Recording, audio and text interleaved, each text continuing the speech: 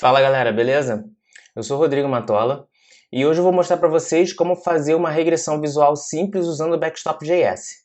Mas antes de começar, já deixa seu like aqui embaixo e se inscreva no canal para não perder os próximos vídeos. Agora, por que usar o Backstop.js? Eu estou começando a automatizar em Cypress e apesar do Cypress já ter alguns serviços integrados com ele, como o Percy ou o AppleTools, esses serviços precisam de uma conta para utilizar. Como no futuro eu não quero ter problemas por não usar uma conta corporativa, nem limitações com contas gratuitas, eu decidi deixar essas ferramentas de fora. E o Backstop é uma solução totalmente standalone que roda na sua máquina. Então tem total independência. Além disso, o Backstop.js é JavaScript e eu defendo que a gente use nos testes na mesma linguagem de desenvolvimento. Eu já tinha visto algumas palestras sobre o Backstop e achei uma ferramenta interessante e sempre tive curiosidade de implementar. Então chegou a hora. Nesse vídeo eu vou usar como referência o Source Demo, que é um site para estudo da Source Labs. Eles têm um repositório no GitHub com esse site e eu vou baixar ele e usar no meu localhost até para poder fazer modificações para a gente pegar ele no Backstop. Agora eu vou compartilhar minha tela para a gente continuar. Esse é o GitHub do site. Eu vou fazer um clone dele aqui na minha máquina.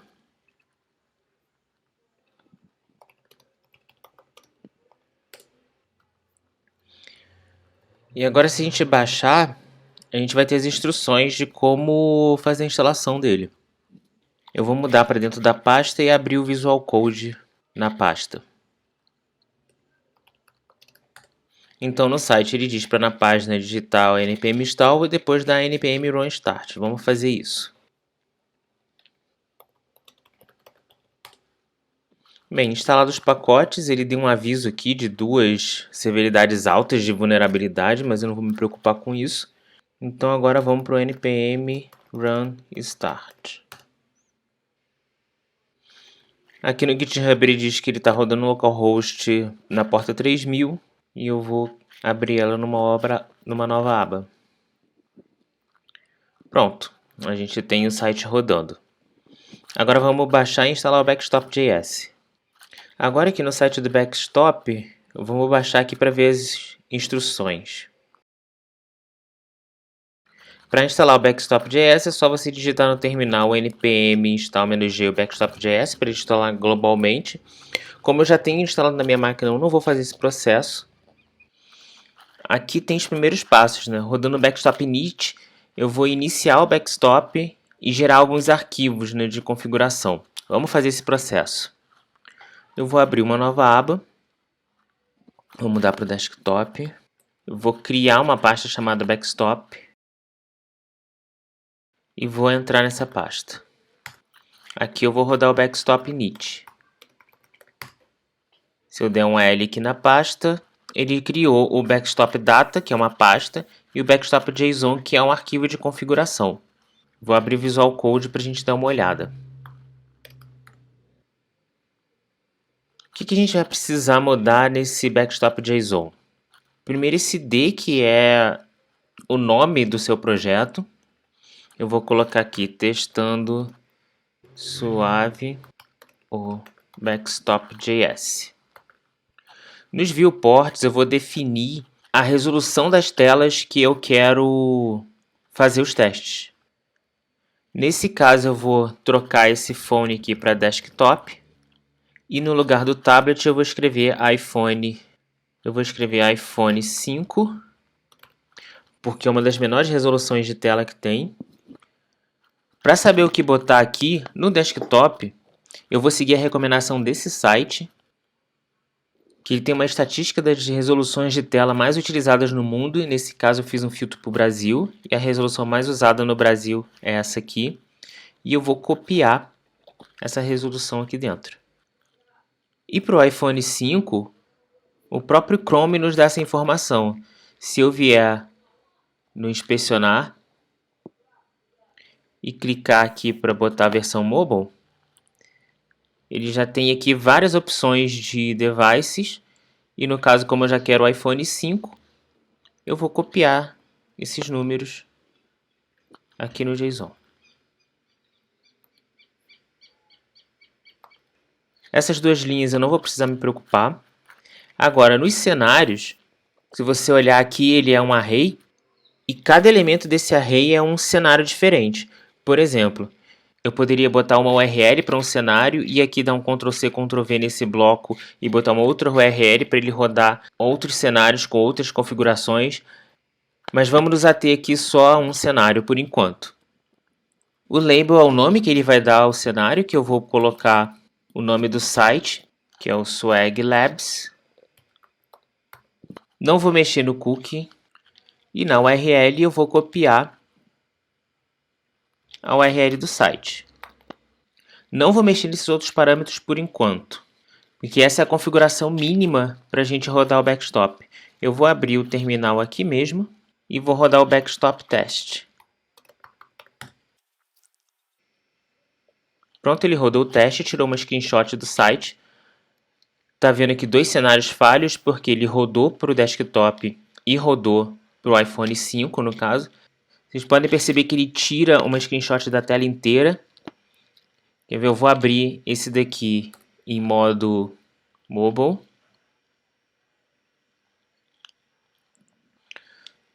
Vocês podem ver que ele não aparece inteiro na tela, mas mesmo assim o backstop ele tira. Vou botar esse aqui do lado e vou dar uma aumentada aqui. Mesmo que não apareça inteiro na tela, o backstop ele tira uma foto da tela toda. Os dois falharam porque eu ainda não tenho uma imagem de referência. Eu vou rodar o teste, vou olhar para essas imagens estão ok com o que eu quero. E aí eu vou voltar aqui e dar um backstop approve. Pronto. Ele aprovou e aqui dentro do backstop data, ele criou algumas pastas que são as imagens de referência. A cada teste que ele fizer, ele vai vir nessa pasta e comparar a imagem atual com essas imagens que estão aqui dentro. Preste atenção que ele referencia tudo pelo nome. Se você mudar o nome de uma dessas imagens, o backstop não vai conseguir achar de novo. Esses nomes seguem o padrão do seu backstop JSON, do seu arquivo de configuração. Por exemplo, testando suave backstop.js, que é aqui o ID, o label aqui, Swag Labs, e no final aqui o desktop. No caso do iPhone, ele vai escrever o iPhone 5 também no final. Essa é a referência. Vou fechar. Nessa pasta fica os testes. Ele separa várias pastas por data e por hora. Então, ó, vamos rodar o outro para ver se ele vai passar ou não.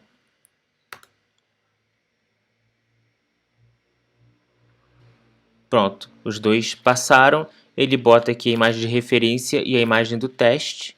O backstop não achou nenhuma diferença. E aí, se eu voltar dentro do Bitmaps teste, agora ele já tem duas pastas com a primeira rodada e com essa rodada de agora. Essa pasta NDScript não precisa mexer. Pode fingir até que ela nem existe. E aqui ele gera o HTML, que é esse HTML que ele abriu aqui. O HTML que está nessa pasta é sempre o último. Então, se eu tiver 10 rodadas aqui, esse HTML sempre referencia o último HTML. Dá para a gente referenciar outros, porque esse config.js são as mesmas informações que ele bota aqui dentro do report JSON. Estão vendo? Então, é só eu mudar algumas coisinhas e eu já consigo ter o HTML dos reportes antigos, mas eu não vou cobrir isso aqui. Agora vamos implantar um erro nessa screenshot. Eu vou implantar um erro bem simples, que é simplesmente tirar o username e eu vou tirar o E aqui do final da palavra. Vamos no código do site. Eu vou dar um Ctrl+Shift+F aqui, um Command+Shift+F no caso do Mac, e vou digitar username. Vou dar para ele dar um match case. Ele acha bastante coisa, né? Mas vou dar uma procurada aqui nesse arquivo aqui. Então vou vir aqui no placeholder username. Eu só vou tirar o M daqui. Ao salvar ele já vai recarregar a página. E se a gente olhar aqui no localhost, beleza, o username. Se eu olhar na parte mobile, também ele está sem o E. Vamos rodar o teste de novo. O teste passou, mas por que será que passou? Vamos dar uma olhada na configuração. aqui ele tem um limite de erro. Que ele está colocando esse limite de erro, que é uma porcentagem de 0,1 de toda a tela. Só para ele não deixar passar nada, eu vou colocar um 0 aqui.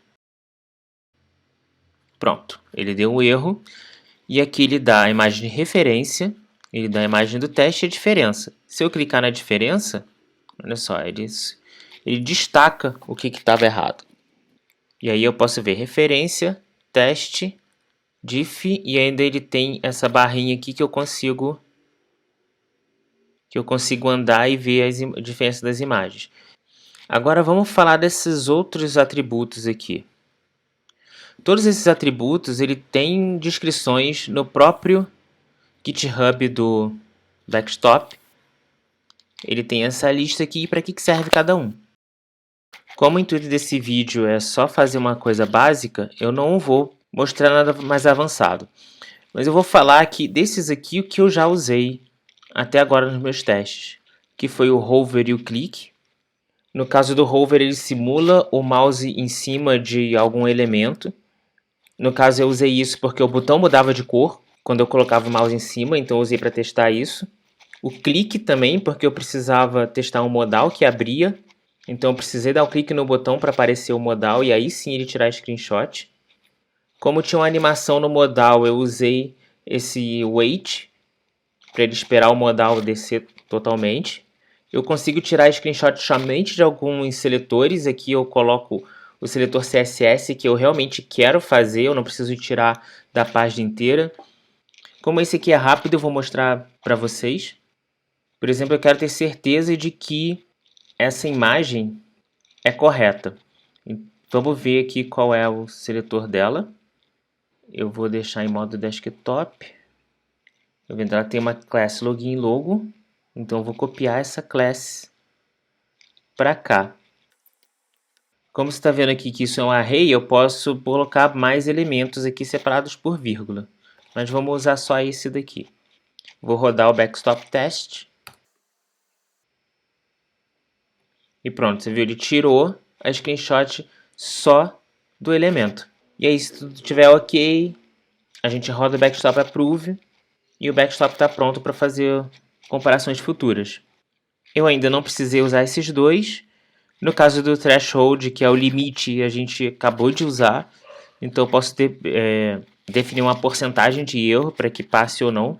E esse require the same dimensions, se a gente ver a explicação aqui, se definido como verdadeiro, qualquer mudança no tamanho do seletor vai disparar uma falha no teste. E agora, como última coisa do vídeo, eu vou mostrar para vocês como dividir os testes. Por exemplo, a situação que eu passei é que, vamos botar assim, na versão web eu teria esse bonequinho, mas quando eu botasse na versão mobile, por exemplo, iria aparecer um outro bonequinho. Nesse caso, como ele faz o desktop e o mobile no mesmo teste, ele vai pegar a mesma referência para aquela combinação de testes que eu botei. Ele vai pegar o ID, o label e esses labels aqui. Então, se eu tiver alguma diferença do desktop para o mobile, que foi o que aconteceu comigo, eu não consigo ter um arquivo só de configuração. Então, no caso, eu vou renomear esse arquivo aqui para desktop. Vou dar um Ctrl+C, Ctrl+V. E esse aqui eu vou nomear para mobile. Por exemplo, vocês podem botar o nome que vocês quiserem.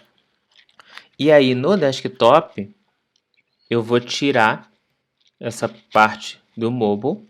Só para a gente pegar a página inteira, eu vou tirar essa parte aqui. Isso tudo aqui é opcional.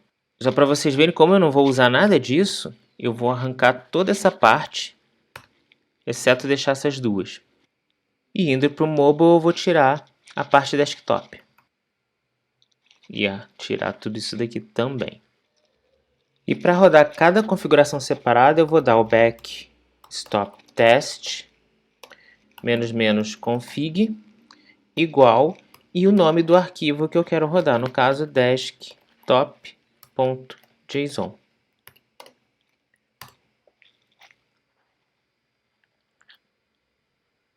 Pronto, ele rodou o cenário para o desktop. Aqui eu esqueci, eu vou voltar no código o Ezinho.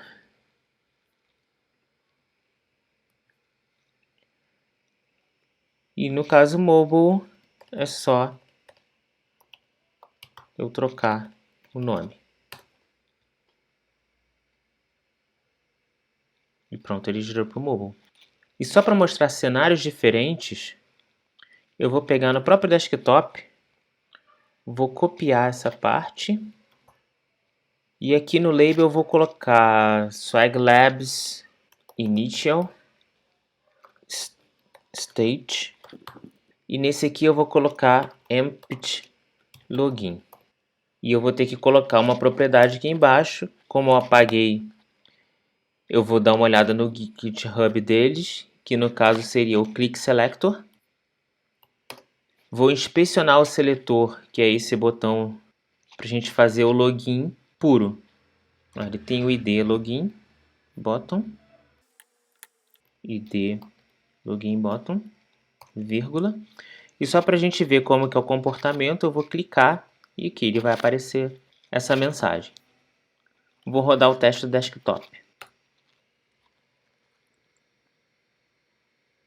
Como é um novo arquivo de configuração, ele não tem mais a referência de nada de antes. E aí aqui, vocês olhando, ó, ele tem aqui o Initial State e aí embaixo ele coloca o Empty State. E quanto mais cenários eu tiver, ele vai separando isso daqui, dependendo da quantidade de cenários. Bem, galera, era isso que eu queria mostrar para vocês, como um teste de regressão visual pode ser bem simples. Ainda não coloquei o Backstop para rodar no CI, mas quando eu fizer eu gravo o vídeo aqui e disponibilizo para vocês. E compartilhe o vídeo para que mais pessoas façam regressão visual dos seus sites e continuem testando suave.